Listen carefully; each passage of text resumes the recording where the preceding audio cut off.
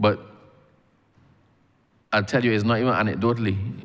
There's a friend of mine who every single day, it seems to be his mission, his calling now, every single day, he sends me videos of PSVs, not forwards on. It's like he always finds himself behind a PSV that's doing some nonsense on the road, whether speeding, cutting off, cutting in between, going off route, whatever. He, for some reason, seems to find himself behind these. And it can't be an isolated thing because we also see it ourselves. My major issue with the PSVs, sir, is their refusal to obey the terms of their licenses. We have a situation in Christchurch East, in particular in relation to Ferry Valley, the Ferry Valley area, Time Bottom, where the PSVs that are supposed to run that route from Bridgetown do not complete the route. If I can give you a picture, sir, if you know Pilgrim Road, the gas station at the top of Pilgrim Road, right at the top by the old airport road, the PSVs often let the passengers off up there instead of finishing the route all the way down behind the airport, going across by Ferry Valley and going up by the police training school. So persons from Ferry Valley are left to walk a mile and a half. It happens to children, it happens to old people. Imagine being an old person coming from the supermarket with 2 bags, and you get on the PSV that is supposed, the route is supposed to take you past your house, but they put you off a mile, 2 miles away from your destination. It's unconscionable. And it is not a matter of discretion. When you get the license to operate a PSV, it tells you what your route is, the roads you're supposed to pass, where you start, where you finish, what roads you're supposed to pass. Everybody knows exactly how they're supposed to drive. But it's not even the persons who get put out of the vehicle unceremoniously with no money back, but also the person who might be waiting on a PSV to go somewhere else.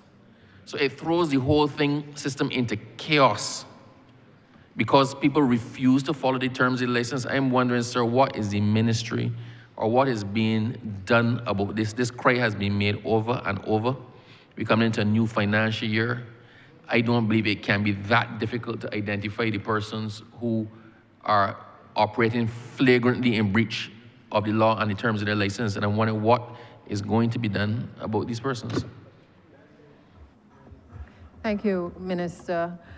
This is an issue that for as long as I have known myself has been an issue, as long as we've had the Transport Authority, certainly, almost 16 years, this has been an issue. Previous administrations failed to give the Transport Authority the teeth that were necessary, as I'm sure you are aware.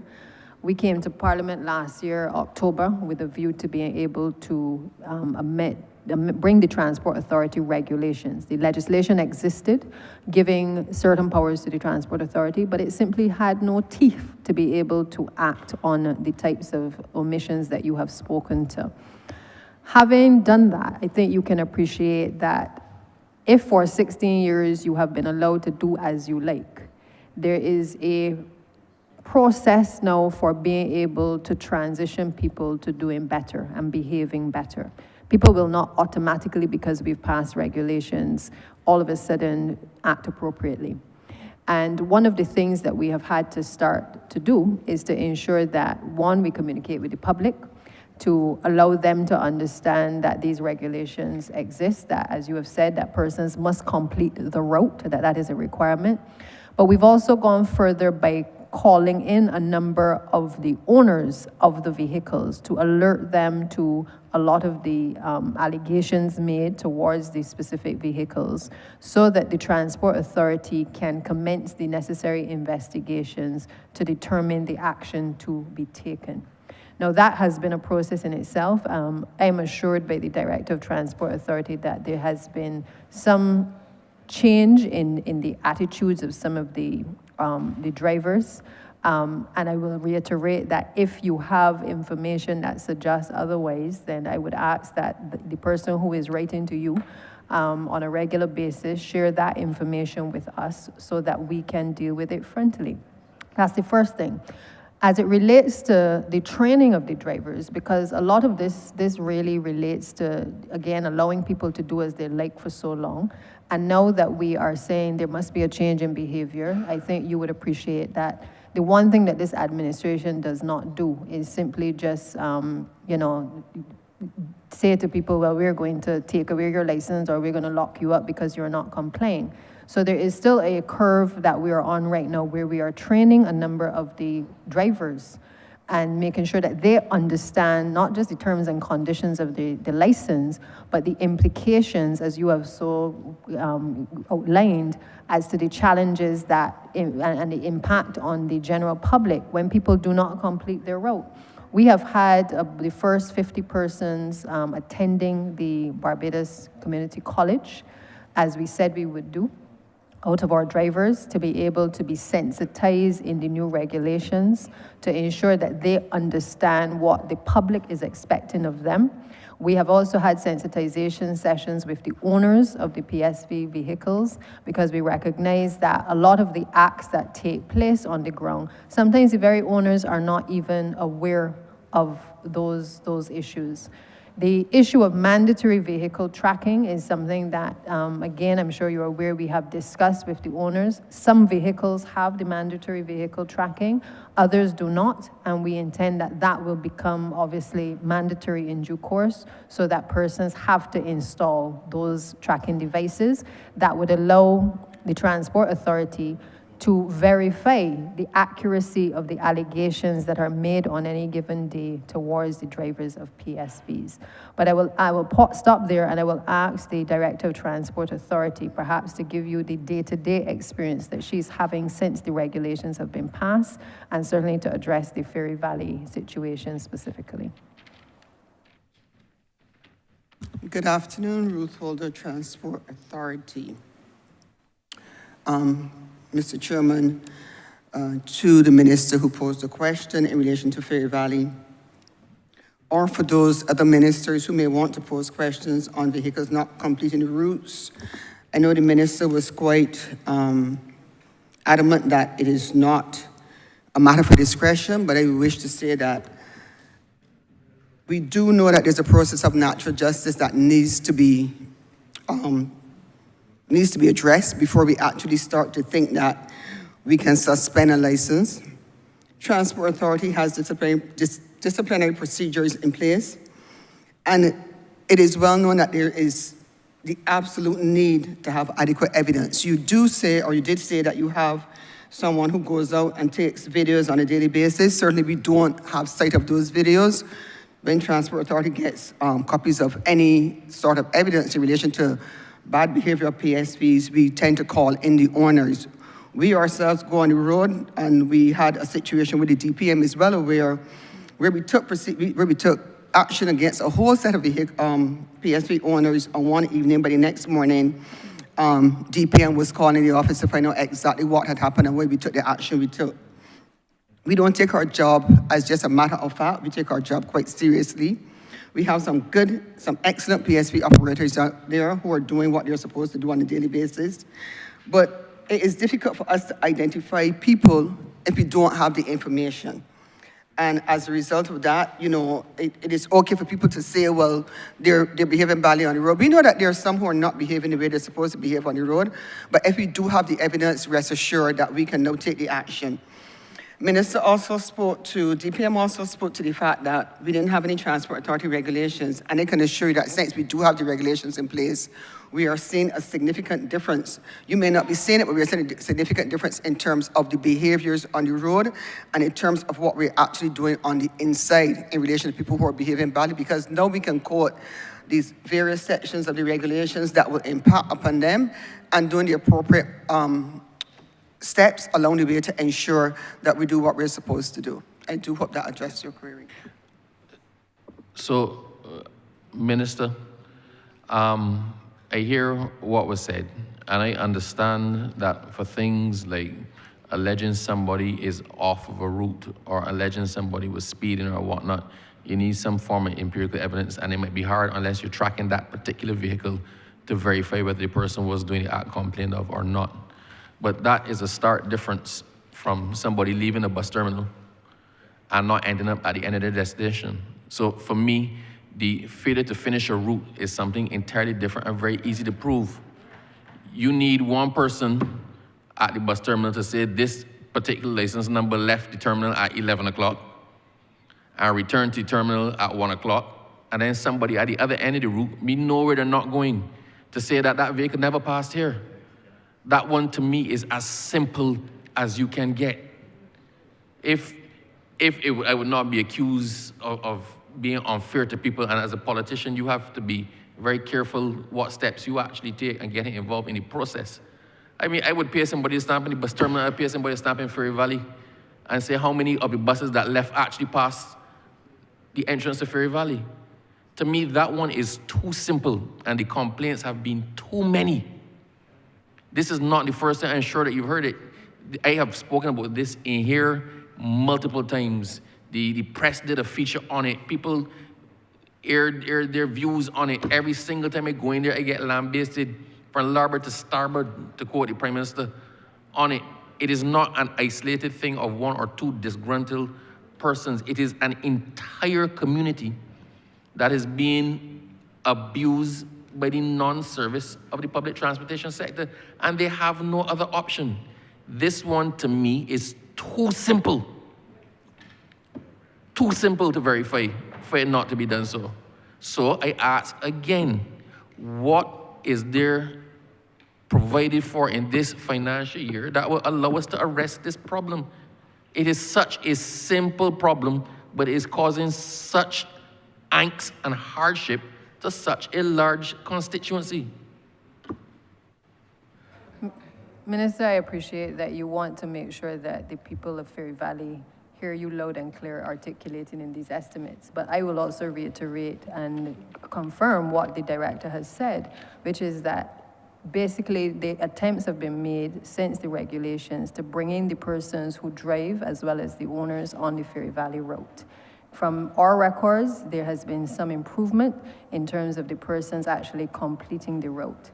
If you are asking us to put a person or personnel on every route where there is a complaint, I think you yourself already know the answer to that, because unless we have transport inspectors who are going to stand at the Ferry Valley drop-off point, the last point on that journey, it would be difficult for us to be able to capture whether those persons are indeed completing that route. Even if you say they came back to the terminal, we still don't know whether they completed the route.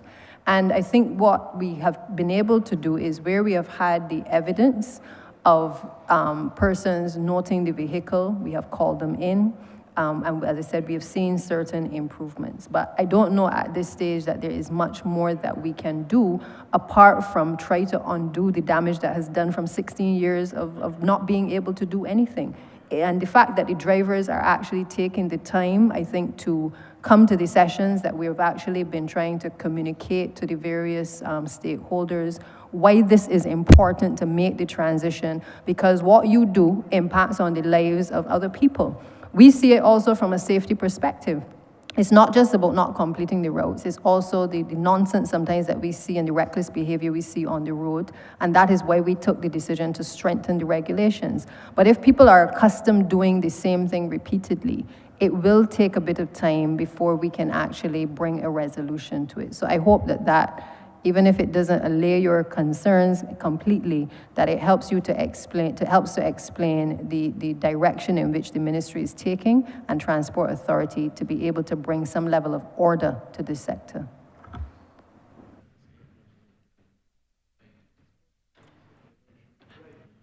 Thank you. I have no more questions related to that initial topic, and I will abide by the rules, as I hope that everybody else who comes behind me will as well.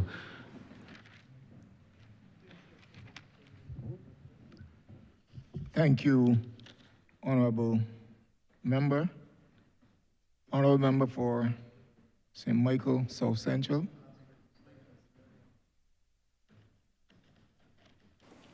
Thank you, Mr. Chairman. I, unlike the member for St. George South, will not apologize for being parochial with my first question. I am a St. Michael girl. was born in St. Michael, went to school for what felt like a very long educational career in St. Michael. We go to school long in Barbados. And I feel very strongly, as I would imagine you do, Minister, about urban renewal and the opportunities that we continue to provide to people who live in urban Barbados. Anybody who listens to me or has heard me with any regularity will not be surprised by what I'm about to raise. So far for this morning, we have heard quite a lot of information about the strategy that goes into the prioritization of roads. About whether a road is complex, about whether it requires further works, about whether other agencies may need to come in and do works or have planned works. But I think that there has to be another metric that obtains. We sat in this honorable place and talked for quite some time last week when the head related to the Office of the Attorney General was in the well about issues with how communities care for each other, issues with respect to crime and certain kinds of unrest. These things all relate. You can't say on the one hand that you are giving certain considerations to certain vulnerable communities from the perspective of crime, and then not give similar consideration to those communities from the perspective of infrastructure and investment in people and how people live. But even if you're going beyond that, even if you're not considering that, which I can't see how you wouldn't, there's also the question of not just an urban road versus a rural road, but what we used to in planning also consider commercial roads, which is the extent to which a road is highly trafficked because it leads to a commercial center or because people just tend to use it in order to get to their work or their schools often. I have a very specific question about some of the roads in St. Michael South Central. Not just because people that live in Roberts Gap and the other small roads in Halls Road, people that live in Nurseland, where some time ago an old lady fell because of the state of the road, people that live in Flagstaff, who are interested to understand why is it that they live very, very close to other communities where those roads are being prioritized. The roads in Bridgetown had a lot of activity around the World Cup. The roads in the immediate southern area of St. Michael South Central similarly had a lot of attention. You would understand that a community that has committed to waiting its turn, as it has been asked to do, still cannot understand how a truck can come right up to a border on the south, in the east, in the north, and not consider that a road no more than 100 meters or 120 meters can get a look in. Arguably, and I've defended the decisions to prioritize roads in St. Michael South Central from other members in St. Michael South Central. But arguably, by any metric, the worst roads in urban Barbados seem not to be getting much of that attention. So my question is very specific. Is there a schedule of works with respect to urban Barbados, with respect to St. Michael, that would be able to say to the people of St. Michael South Central when they can expect, not that every road will be done, But it is the strangest thing to see communities come together and say, yes, don't do my road, do that one. Honourable member, please get to So your is there a question. schedule of works that would answer for those people when the roads that have been prioritized and submitted will be done? Thank you, Honourable Member. I do appreciate the concern, and I believe that earlier I would have stated some of the conditions that we are trying to meet in terms of prioritizing the roads. Not all roads are the same. Some roads on the face of it, I'm not a technical person, I'm a legally trained individual, and I have learned a lot in MTW about roads over the last 2 years, but I can't just look at a road and determine that it is an easy road or that it is a road that ought to be prioritized. I leave that to the technical people to do, and I suggest that all honourable members do the same thing as well. What I think our focus is as MPs, as ministers, is certainly to identify the concerns that have been expressed by our constituents as to roads that we would like to see prioritized for all of the reasons that you have identified. And the truth is that because, as I said earlier, we have 30 seats, I have a responsibility as minister to make sure that there is an apportionment that is fair and that it is just across the board to all 30 members. I cannot handpick because I like somebody or I don't like somebody as to which roads get done. But what we do is we take all factors into account. I ask MPs for their representations as to which roads they would like to see done. We have the depots, which are the entities that obviously should be on the ground and are in a position sometimes to go and assess the roads as a preliminary assessment for us.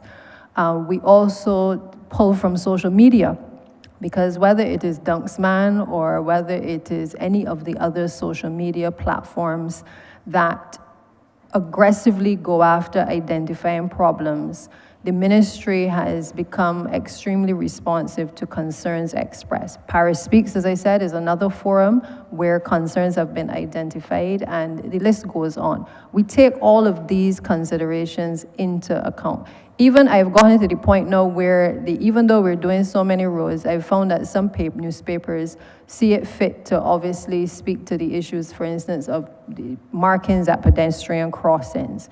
I take that into account and I raise it with my staff so that we can actually seek to address the concerns that are raised by the media as well. So I just want to say that none of the concerns that you've raised or any of the members are off the table. But what we have to still focus on are priorities. And it is correct that during the World Cup cricket, which coincided with the Mill and Pave program, a number of the highly trafficked roads during that period were actually rehabilitated through the Mill and Pave program. We recognize that a number of the other roads in St. Michael that were in equally bad condition also needed some attention. And what we did was we engaged the services of an engineering company to be able to assess those batch of roads that had been on the radar for quite a long time. And that assessment was completed in the last month or so. And you will note, Minister, I believe the roads that are certainly on our radar in your particular area, it would be Roberts Gap, Halls Road, 3rd Avenue, Nurseland, Tweedside Road, Cunts Road, and Carrington Village. The assessment would have determined which roads were easier to be done than others. Some are strict mill and pave. Some, as I said earlier, require more rehabilitation or reconstruction. And while we have started with what I would consider to be the less complex road, the intention is to be able to get to all of these roads that have been highlighted from the various mediums. And so I will not say to you the road is going to be done by X time or Y time, but to give you the assurance that the concerns that you have raised, the roads that may have been mentioned by yourself and others from your constituency have weighed into the determination by this ministry as to how we proceed to prioritize. And it is not for St. Michael alone, I must add, but we have also looked at the roads that, for instance, under the Scotland District project, we're not going to get to every single road.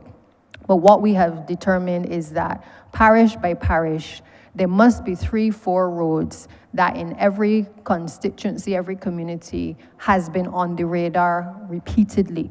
And we are systematically giving priority to those particular roads. So simply because my parliamentary colleague, member for St. Andrew, has had the benefit of the Scotland District project, and those are for major roads, it does not mean that he may not benefit from a side road here and there in the Scotland District, because we've had to give priority to the Scotland District because of the slippage and the topography of the land.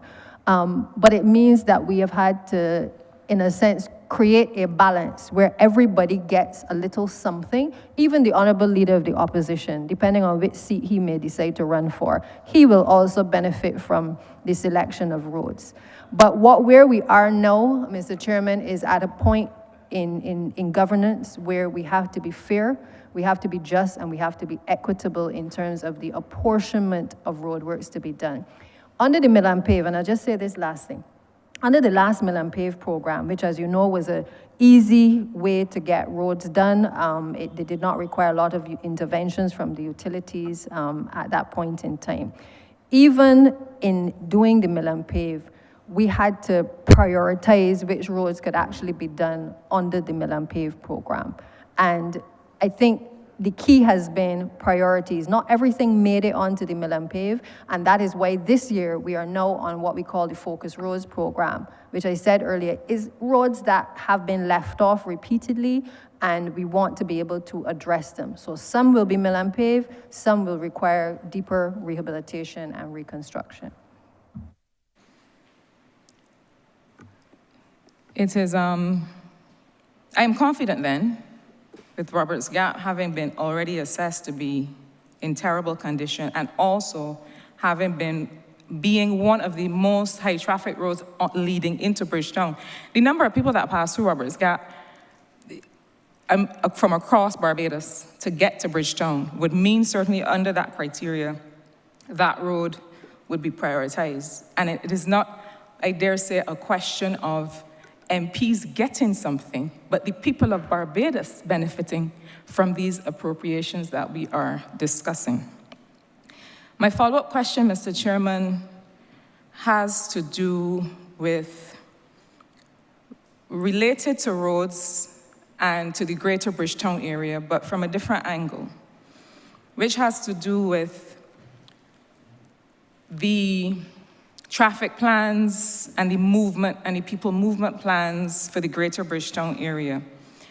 I have very much enjoyed over the last year or so, like the CEO for the Transport Board who's telling us about how much he enjoys this job. I very much enjoyed being able to work with BIDC Export Barbados over the last year, and to share with them the work that they have led on Pelican Island, Pelican Village in Bridgetown. Now, BIDC has done a lot of heavy lifting to try and bring back Bridgetown. And in many ways, they've done it a little bit single-handedly so far, because they've anchored Pelican as the beginning of the action for us to bring back Bridgetown. A part of that, I seem to recall, though, a part of that plan related to the pedestrianization of certain parts of Bridgetown, and having a general plan for how we would start to bring back life that would begin in Pelican or end in Pelican, depending on your orientation, but then start to drive entertainment and other commercial activity in Bridgetown. Can we hear what is the status of those plans with respect to how we arrange and organize traffic and the movement of people in and around Bridgetown, so that we can start to reimagine or imagine how we can complete, with Pelican having started it, how we can complete that revitalization of the city?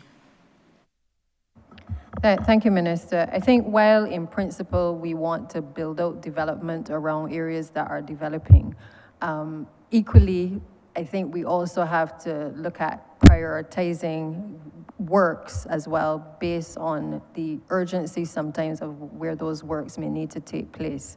And so I think while we support in principle the environs of Bridgetown, and there's obviously a project that we've been focusing on for the Broad Street pedestrianization, I think we should err on the side of caution of making it appear as though because Pelican is suddenly booming again, that we are suddenly going to start doing roads in and around that area. However, I will allow Ms. Graham, Lorian Graham, who's the Deputy Chief Technical Officer acting, to perhaps just speak to the plans which she has under the Broad Street project at this time. My name is Lorian Graham. I'm sitting as Deputy Chief Technical Officer for Design Services. With regard to the Broad Street pedestrianization, what the ministry has been able to do in the past year is, in response to requests from other agencies, we have allowed the experiment of closing Broad Street for use as a commercial and pedestrian space to take place under a variety of circumstances and observe, this is generally on the weekends, observe how traffic was able to negotiate the reduced space, which has given us some information to do forward planning with. The closure of Broad Street on a permanent or semi-permanent basis, we do have in hand conceptual designs for what the space would look like. We have traffic concepts, as you mentioned, Minister Cadell, regarding how we can redirect traffic flow in a more orderly fashion than what we observed. At this time, the ministry is working to, going hand in hand with consultants, build out how these concepts can be tested on a longer term basis to allow, for example, us to try these things on a 3-month or longer period to ensure that they can be made concrete, and also to be sure that the services that the businesses in the city depend on can be organized in such a way that everyone is still adequately served by deliveries, trash collection, that the emergency services are still clear, and that the public transport system can complement the pedestrianized system, because you would understand that even in a widely pedestrianized space, not everyone would be able to navigate the length on foot. So we are still very much in a planning phase, but having done experiments, we are eager to move forward with wider experiments.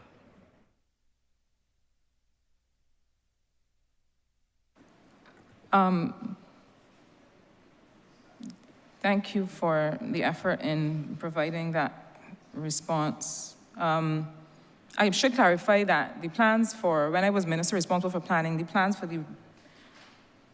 the proposed pedestrianization of Bridgetown as part of the urban renewal predated the revitalization of Pelican. So Pelican happened to anchor that revitalization in the interim, but it certainly is not a case where we are now attempting to do that because Pelican has stepped in to pick up some of that responsibility.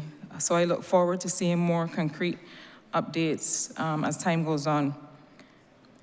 My final but related question really just generally has to do with the Mass Transit Authority. The question of moving people in Barbados is a complex one for an island of our size. We have certain socioeconomic characteristics of the way people like to move that really are interesting. And it means that we have to throw everything at the issue.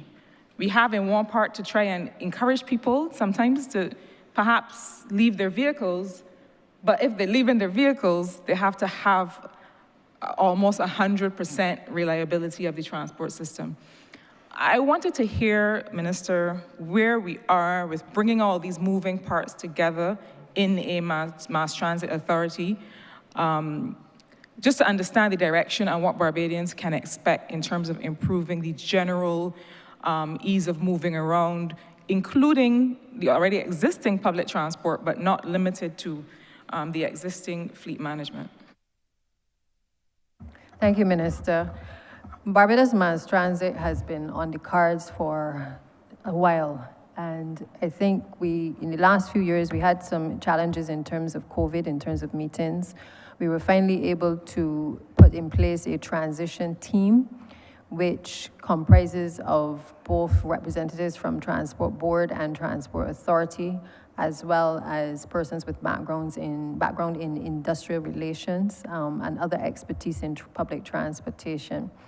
And the intention is to be able to combine the entities of Transport Board and Transport Authority to bring about a more efficient public transportation system.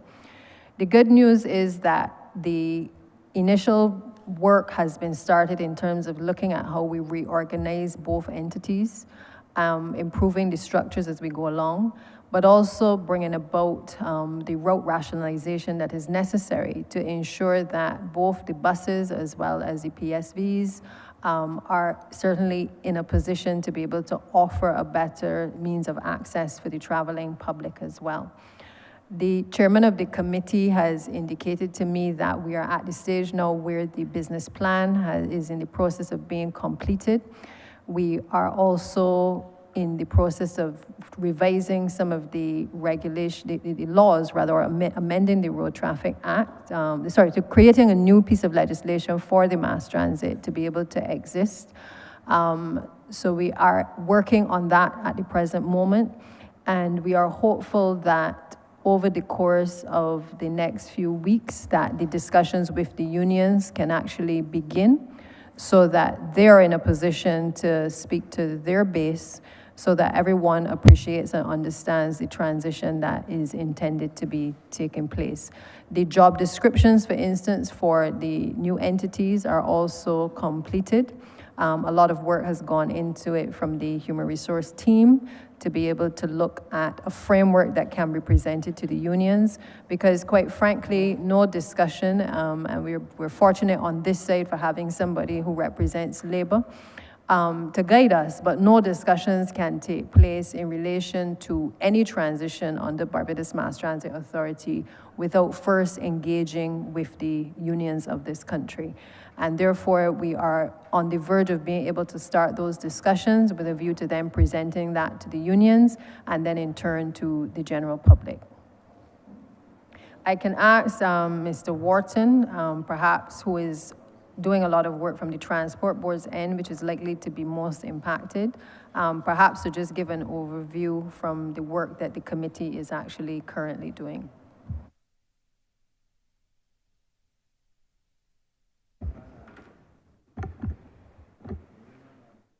Thank you, DPM. As it relates to the Barbados Mass Transit, in the most general sense, I will say it's going to be a renaissance of the transportation sector, a rebirth of learning. Reverend Morris would be very happy with me to say that, having taught me history at Comamere. That is one thing that stuck with me from history, and I'm not good at history. But what I will say is that we are at the stage now where we have completed a lot of the preliminary work with the transition team. Both myself and the director of the Transport Authority sits on that committee. We have completed, there are some papers that needs to be submitted shortly. Those papers then, there's one in particular which is being reviewed this Thursday, in particular as it relates to the Transport Board. We will then, after completing that process with the transition team, probably for the next week or so, be forwarding the complete plan, the general overview of what we want to do with the transportation sector up to the Permanent Secretary in the Ministry of Transport and Works for review by the DPM, and then our submission to Cabinet for Cabinet to approve.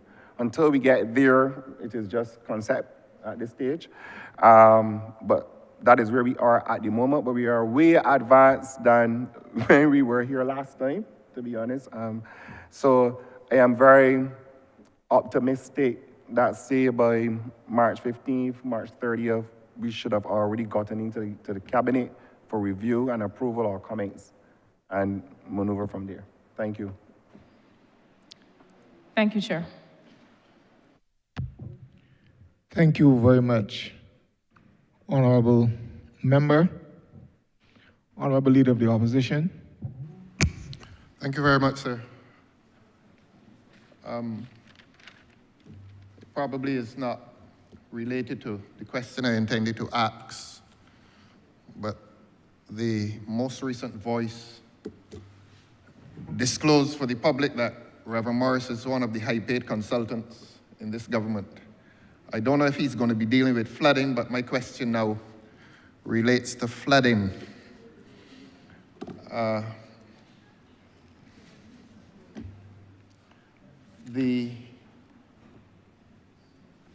I'm looking at the estimates document, and the strategic goals refer to one of the bullet points.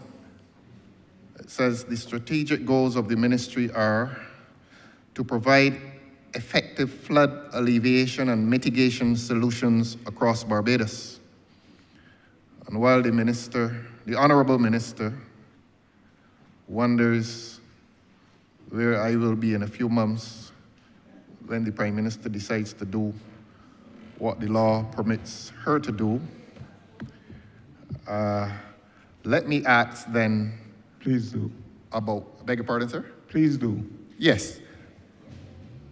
Let me ask about flood alleviation.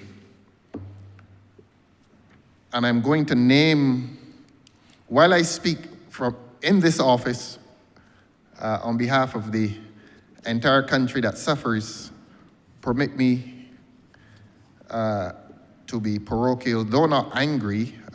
One did notice the anger that characterized the questions coming from the last minister, but those are internal matters, and I'm no longer party.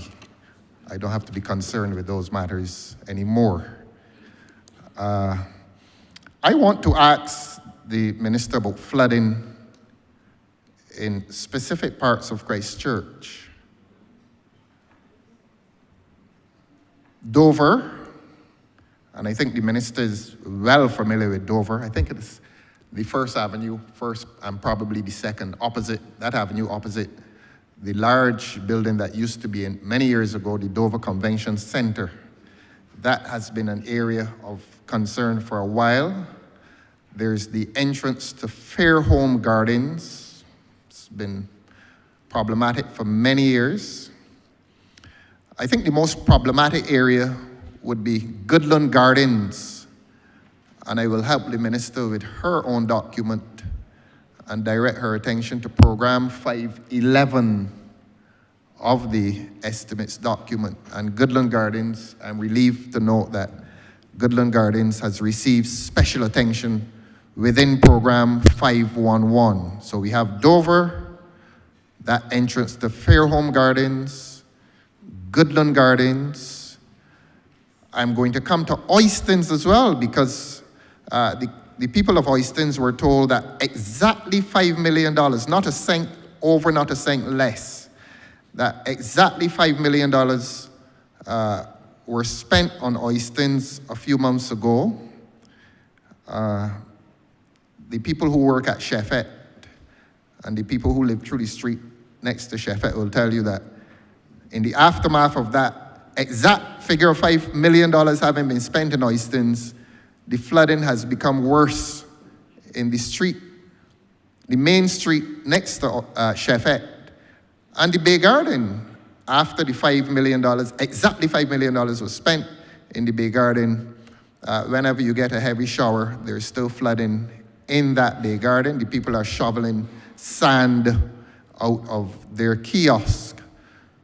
So let me go over the areas of concern. Dover, the First and 2nd Avenue, Fairholme Gardens, the entrance to Fairholme Gardens, flooding for many years. Goodland Gardens, what is the plan there? Oistins, that received exactly $5 million on some red tanks, still flooding there. And Worthing would be very disappointed if I did not mention that those small streets in the area of Crystal Waters, flooding continues to be a problem there as well.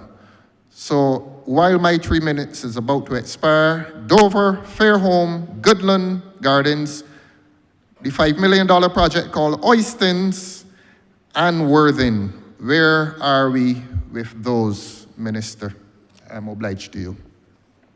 Yeah, thank you, Honourable Member. I suspect that you may not have been within the hearing of my voice when I spoke to this earlier in response to a question which touched on not just drainage, but certainly flood mitigation. Mm-hmm. But I will take the opportunity, since you have raised a number of areas, to just perhaps repeat myself yes, for your benefit. Yes. Suffice to say that the ministry recognized that a number of areas across the country were not receiving the attention that they required, similar to roads.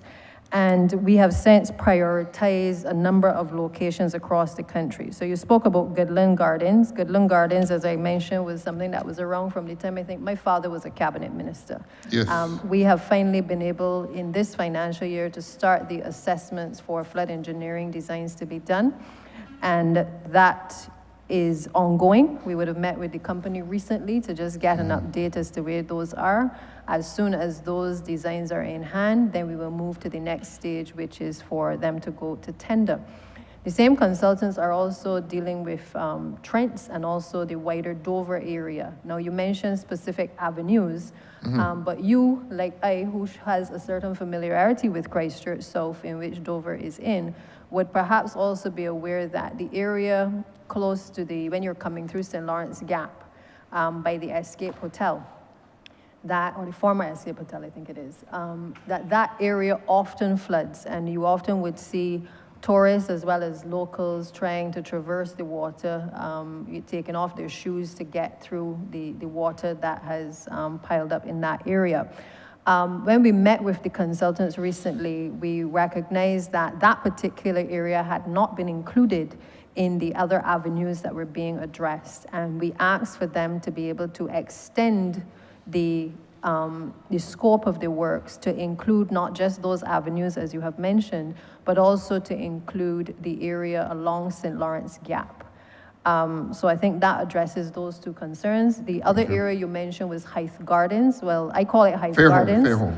You say Fairholme. I'm not sure if it is the same location, but the residents of Hythe Gardens would have written to myself and to the drainage unit asking for an intervention. Also, the current representative for the area, who is holding the position for you at this point in time, and we would have visited with the drainage unit that particular area and met with some of the residents, because as I said before, our intention is to be a bit more responsive to these types of concerns when they are raised. And I will ask perhaps Mr. Bryce to maybe just give some more details, since it is in the area that you have represented previously, to just maybe give a little bit more detail in terms of that particular site visit, because would not have been in this financial year, but certainly it is an area that is on our radar for the next financial year to be addressed. You also mentioned the Worthing Crystal Waters area as well. And I know that we do some pumping there from time to time, but I will also ask Mr. Bryce to address those specific areas. Just to reiterate that the first 7 areas that we identified, this is perhaps I think the first occasion in a long time where we have actually pulled these areas out and actually engage the services of engineers to be able to get us to the point where we can actually start to do some work. But what we've recognized in the ministry is that there are lots of other areas. Woodburn, for instance, in St. Philip, is another one that has come onto the radar. The residents have written to us in the ministry. We have even received from the residents in that area recommendations from an engineer as to what could possibly happen both in the short, medium, and the long term. The ministry staff, Mr. Bryce, as the head of drainage, would have reviewed the proposal that was put on the table. And again, in the spirit of being responsive to the residents, we wrote to them and indicated the short, medium, and long-term measures that we agreed with from the recommendations that were made. So I'll ask Mr. Bryce perhaps just to speak to those areas specifically that he would have visited recently that would not be currently within the flood engineering designs. Thank you very much. You seem to have forgotten the $5 million one, Oistins. Oh, no, I haven't forgotten. I will come back to that. Also, you do agree it's $5 million? I will respond. Exactly. Yes, Sorry? yes. Yeah. No, that's fine, that's fine. No, but let me respond now. No, Since you are in that mood now, let me respond to the Oistins area. No, we can go to your... Because I will ask Mr. Bryce to speak to it from a technical standpoint, because I'm not here to be political in any way, and for scoring any cheap political points, and you shouldn't be either. No. But what I hope that we can do is to educate the general public as it relates to the issues that present the country in relation to climate change, yes, and also some of the infrastructure that is now not able to take the volume of water that perhaps it once used to be able to. To say to you as well, Honourable Member, that I know that you have an angst clearly in relation to money spent in the constituency that you once represented. No, I don't. But to give you the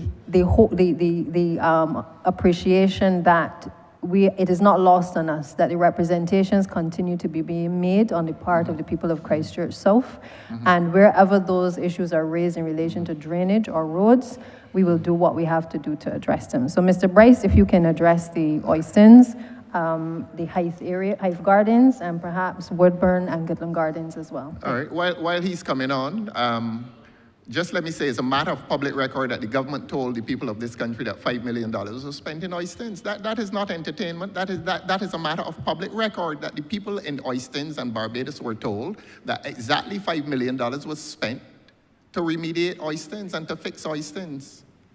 But I'm not asking this minister to confirm that. I'm saying, I'm reflecting the public record, that the public record is that government said it spent $5 million in Oistins. Mr. Bryce, I don't want proof of that. Mr. Bryce, thank you. Thank you. Yeah, let me start with you call it Fair Homes, but we visited Hythe Gardens. Myself and the minister visited Hythe Gardens. I think that was last week. The residents had some concerns about. Yeah, the residents have some concerns with some flooding issues within the area. Currently, we are doing surveys of what the issue is. There are some existing wells in the short term. In the short term, we are going to do some cleaning of the existing wells, but that is not going to be enough to solve the problem. Currently, there's a development on the southeastern side of Oistins, not Oistins, of Hythe Gardens, which is an open lot that the water from Hythe Gardens slowly drains into. That is identified to a development. That development has not, to my knowledge, taken the flooding at Hythe Garden. So it's going to be, we have to survey Hythe Garden to alleviate that problem. So currently we are trying to identify how we are going to solve that issue within Hythe Garden.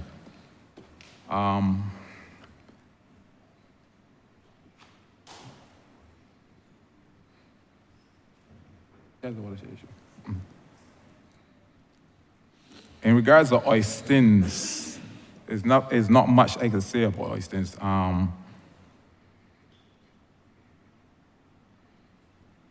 The drainage unit basically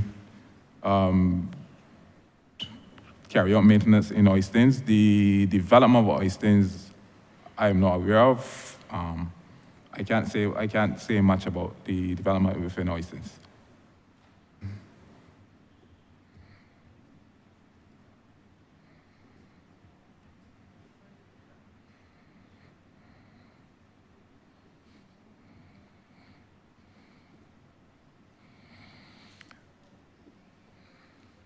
Oh, within Worthing,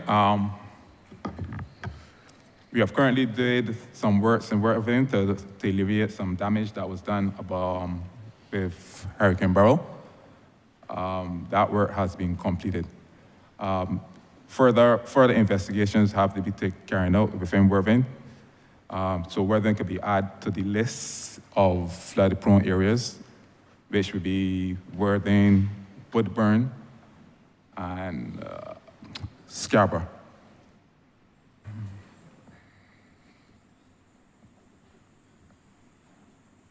Scarborough in Christchurch South, correct? Yeah, in Oistins. Yes, good.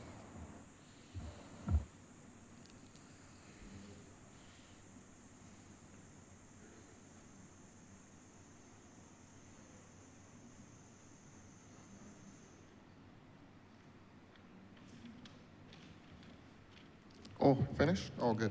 I don't I don't impose on the public servants. I just ask the ministers. So I don't question public servants directly in here. I feel they should be in here giving advice to the ministers. So that we hear that work was done in Scarborough, and that maybe that is the area where the landowners, where there are efforts being made to force the landowner off his own land for tourism development in Oistins. This has to come to light at some point. I don't care who grumbles. We heard about Worthing, we heard about Oistins. The answer is that not much can be said. This is what I wrote, not much can be said about Oistins. I accept that after the $5 million. Now, along that stretch that is earmarked for paving, what a relief. When a previous minister occupied the office that our minister here occupies today, we were told that the South Coast Road, Highway 7, could not be done. In fact, the work had to be delayed because subsoil work had to be carried out. That is, the public utilities had to be attended to before any work was done. And the goodly minister then, and I do say goodly minister then, had told me that the work would begin at Bay Street and come up to, I think, Harmony Hall. That was then shortened to the junction at Worthing, which reached the edge of that goodly minister's constituency. And then something called the Mill and Pave program came along, and work was done along that stretch. Some partial work was done along that stretch. And there has been no excavation to attend to public utilities. My simple question, Minister, are we now hearing that the full stretch of Highway 7 will be done without any excavation that attains to utilities subsurface? Thank you very much. Thank you, Honourable Member. Most welcome. No, I'm not sure where you got that from, but allow me to perhaps seek to just clarify for Yes, thank you. yourself and perhaps any utterances that may be made similar to that any further from this chamber. Highway 7 has been on the cards for a little while. As you said, there were previous ministers who would have announced that we would have been doing some work on it.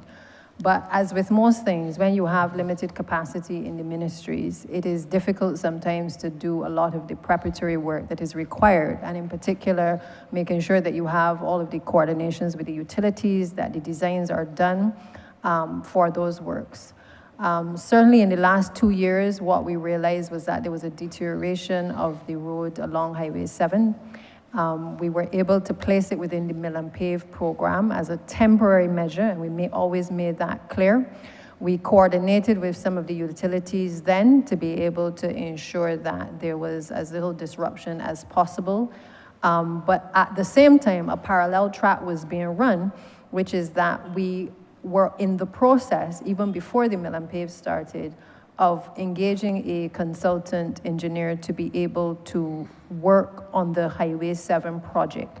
And by working on it, I refer to being able to coordinate with the utilities to make sure that all of the diagrams, all of the plans of where utilities are along Highway 7, which would stretch from Independence Arch all the way to what is referred to as the Highway U junction, that we would be in a position to know exactly how to plan the major upgrades that would have to be made to that road. Where we are presently, and I would have mentioned it in my opening, in that under the CAF roads, there is provision for Highway 7 to commence in this financial year, is that we are currently undergoing the social surveys, the assessments of who will be impacted, how they will be impacted. As you know, there are a lot of businesses along that corridor. And we also are mindful that there are lots of residences along that corridor as well that will be impacted.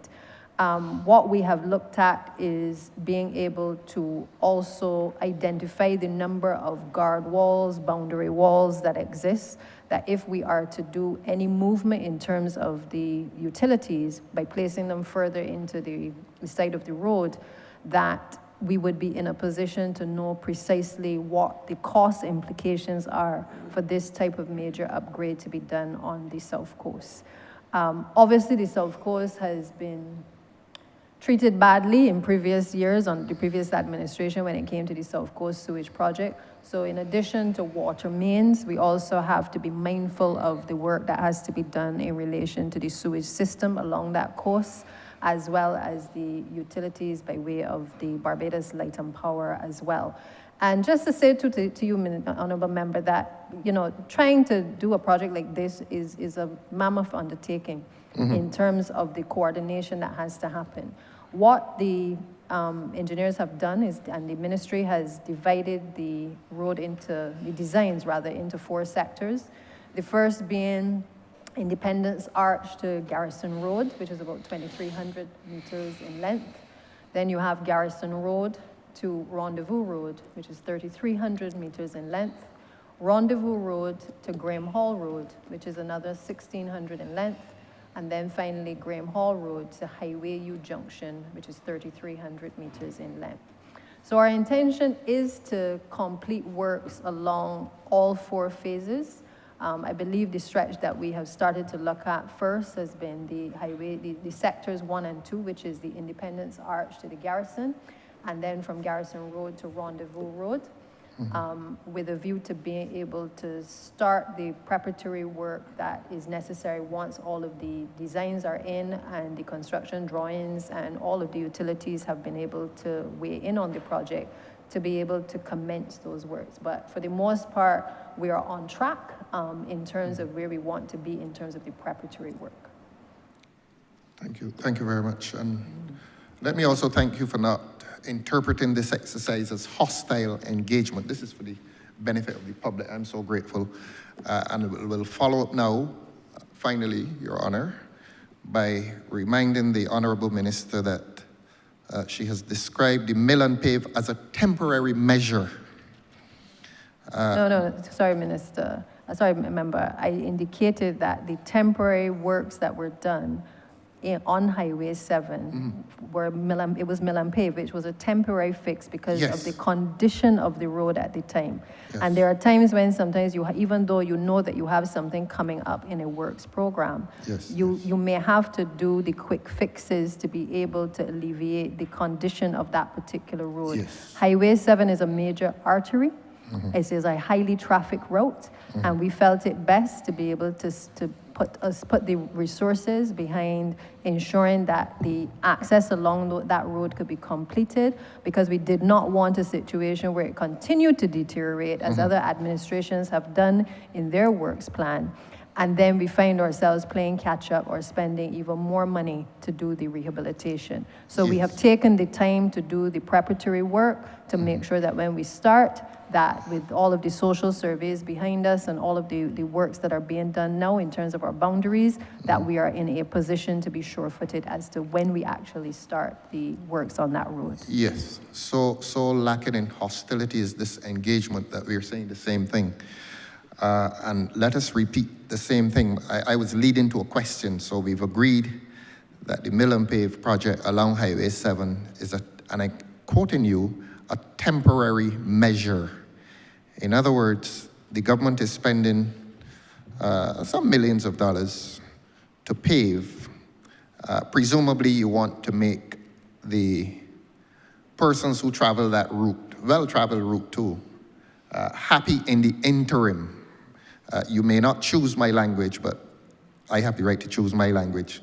So that this, to quote you, Minister, the mill and pave, which is presently expending millions of dollars along Highway 7, is a temporary measure. To that, I am adding that in the interim, it will make persons who travel Highway 7 happy. Except, however, and this is the question, except, however, is it intended at some point after this temporary measure to excavate that highway and to do the more substantial work? That's the question. After this temporary measure, which expends millions of taxpayers' dollars and makes people happy, is it the intention of the government to excavate and do the subsoil work in preparation for the more substantial work of repaving Highway 7? Thank you very much. Yeah, just so that you are clear. Yes, please. Because I would not want the belief going out there that we are just digging up a road and putting down a temporary surface to then dig it back up again, as though we have no sense of direction as to what we're doing. To say to you that under normal circumstances, there would have been more deep milling done on that road. There would have been more what? Deep milling, as in Oh, that deep. they Yes, would have yes, gone yes. deeper, which would Yes. have obviously impacted the actual costs. Yes. In this particular situation, we did not do that because we recognized that we had the preparatory work ongoing in relation to Highway 7 for more major reconstruction. So when I speak of temporary, it is in the context of the type of work that was done, but Yes. to say to you, it isn't that we are wasting funds. Primarily, we had to do something because pothole patching would not have sufficed. I think we had exhausted the amount of pothole patching that could be done on that road, and it would have ended up being far more expensive to be able to patch the road than it would be to have done the milling and paving at the depth that we would have been able to do. Thank you very much, Minister. And Your Honor, I know that you will allow me to reserve my right to come back after you've had your lunch. I'm obliged to you, sir. Thank you very much. Mr. Chairman, I beg to move that you do now report to His Honor the Speaker that progress has been made and ask leave to sit again. The question is that I do now report progress to His Honor the Speaker and beg for leave to sit again. All honorable members in favor, say aye. Honorable members against, say no. Methinks the ayes have it. Stand here.